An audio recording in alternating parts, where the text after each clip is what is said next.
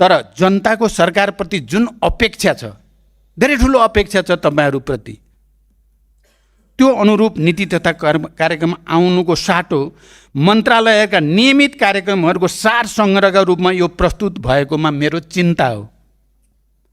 म यो विषयलाई गम्भीरतापूर्वक अध्ययन गर्न, विगतका नीति कार्यक्रमहरूको आलोकमा यसको तुलनात्मक अध्ययन गर्न र वर्तमान विशिष्टतामा जनताका आकांक्षा सम्बोधन गर्ने गरी यसलाई परिमार्जन गर्न सबै मान्य सदस्यहरूलाई विशेष आग्रह गर्दछु।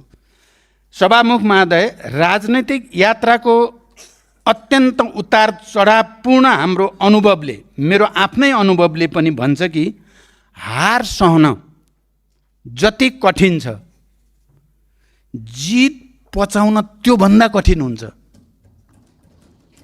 तपाईहरु जस्तै 64 सालमा धेरै मत ल्याएर